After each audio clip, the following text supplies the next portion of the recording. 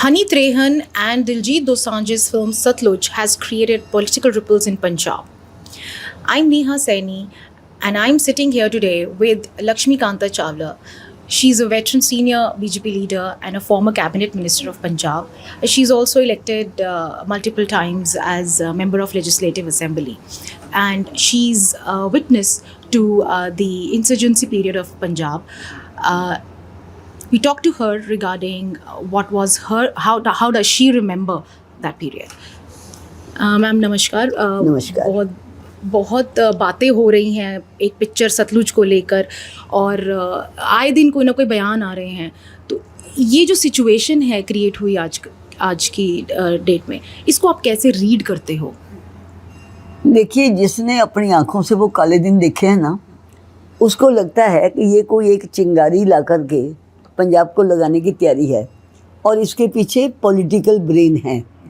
मैं पूरा जितना मैंने इन दिनों में मनन चिंतन किया है, पॉलिटिकल ब्रेन है.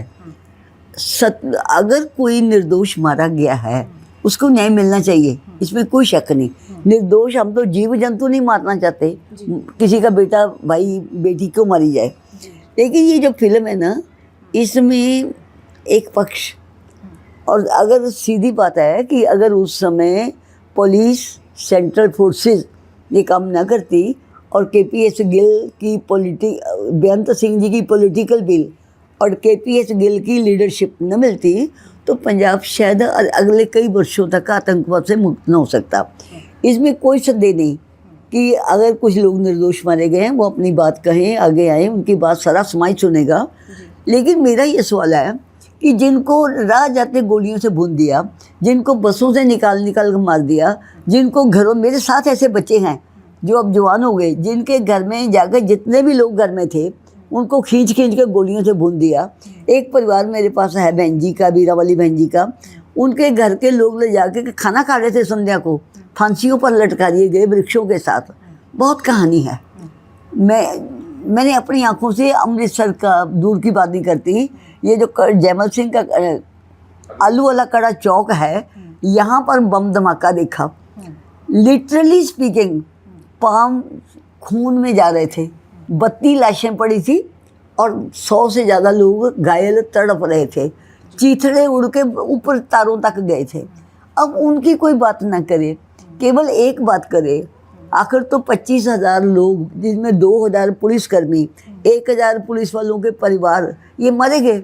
अमृतसर के एक इंस्पेक्टर साहब थे, डीएसपी हो गए थे, उनका बेटा उस दिन मारा था जिस दिन उसकी बारात जाने वाली थी, और 9 लोग उसके परिवार के मारे 2-3 किस्तों में. ठीक है, फाइनली वो भी मारा गया. और उस लड़की ने अपने पति की अर्थी के साथ, जो तैयार बैठी थी दुल्हन बन के, अर्थी के साथ से टकरा के वहाँ चूड़ा तोड़ा था. तो दुख तो सबका बराबर है, तो इस दुख को आवाज़ देनी चाहिए. पर अब हम लेट हैं, हमने ये लड़ाई खूब लड़ी है. शुक्र है ईश्वर का, शुक्र है नेताओं का कि इस समय पंजाब शांत है, हमारा भाईचारा बड़ा मजबूत है. भाईचारा आतंकवाद के दिनों में भी मजबूत था. लोग, मैं आपसे यही सवाल करना चाह रही थी कि आप तो बड़ी उस टाइम के पॉलिटिकल लीडर्स में आप भी ऑन ग्राउंड बहुत एक्टिव थे, आपने देखा हुआ, you're witness to lot of events at the time. जी. तो जो एक कम्युनल हार्मनी है उस टाइम कभी खराब नहीं की गई, डिस्पाइट बहुत कुछ हुआ था, बट वहाँ वो उसका असर लोगों में आपसी मतभेद के दौरान नहीं देखने को मिला. तो अभी इस मौके पे जब पंजाब में इलेक्शन होने वाले हैं और ये जो पिक्चर रिलीज़ की गई है या जो बैन हुई है, जो भी इसके आसपास एक कंट्रोवर्सी क्रिएट की गई है, वो कितनी रेलेवेंट है और उसके बारे में आप, मतलब इसकी ज़रूरत है कि नहीं? आपने खुद ही कह दिया कि क्योंकि चुनाव आने वाले हैं. आजकल सत्ता पाने के लिए या धन पाने के लिए आदमी कुछ भी कर सकता है. तो राजनीतिक दल सोचते हैं, कुछ लोग ऐसे ही हैं, मैं उनके नाम क्यों लूँ, जिनकी पॉलिटिकल वैल्यू डेसिमल 0 हो गई है, तो वो अपने कुछ एजेंट खड़े करके अपनी साख बनाना चाहते हैं. अगर ये जो सतलुज फिल्म कहते हैं, मैंने देखी नहीं, कल अरदास करते लोगों को देखा है सतलुज के किनारे. अगर इसमें पंजाब के सारे लोगों के लिए अरदास कर देते कि पंजाब में जितने भी मारे गए हैं, चाहे आतंकवादियों ने मारे चाहे पुलिस ने मारे, तो उसका कितना अच्छा संदेश जाता. लेकिन उनके दिमाग में ये नहीं है, वो एक पक्ष के लिए खड़े हैं. इसलिए हमें ये कहना है कि पंजाब को आग ना लगाओ, पंजाब में हिंदू सिख, देखो अब नाखून पर नेल पॉलिश लगाओगे ना तो उतर जाएगी, लेकिन उंगली से नाखून नहीं अलग किया जा सकता। अब मेरा ही घर है, मेरी बुआ का सारा परिवार अमृतधारी है, उसकी शादी आनंदकारी से हुई थी, उसके बच्चे सारे तो नहीं, एक दो को छोड़कर सारे अमृतधारी हैं। मेरे बुआ का बेटा शानदार सेवा करता था दिल्ली गुरु नानक जी के गुरुद्वारे में, ठीक है।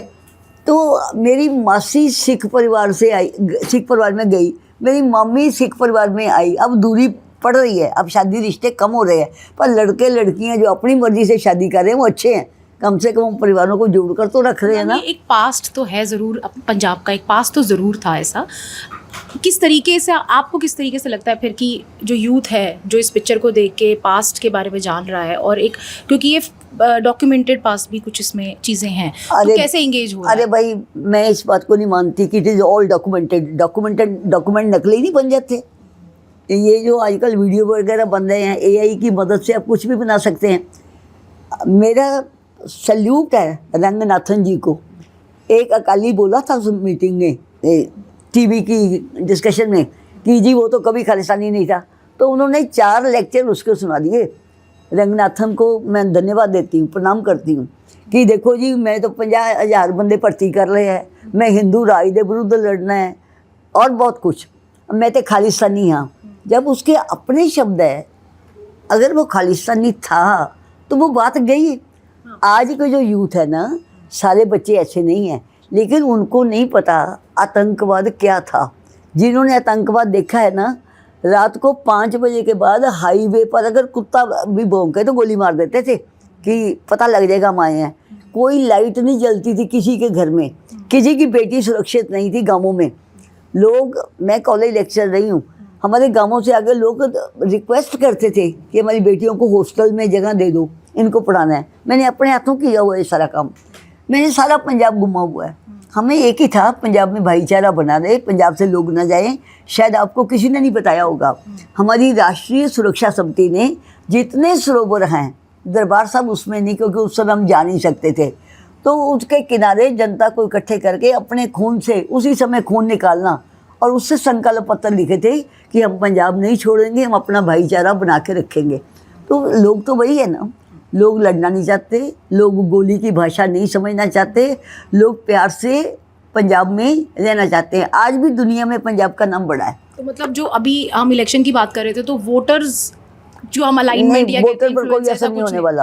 अब जो 10-5 हज़ार उनके आगे पीछे घूमते हैं ना, उनको छोड़ दीजिए, वोटर पर कोई असर नहीं होने वाला। कोई एक आध कॉन्स्टिट्यूंसी आप यू कैन कोर्ट ऑफ तरन तारण, ठीक है।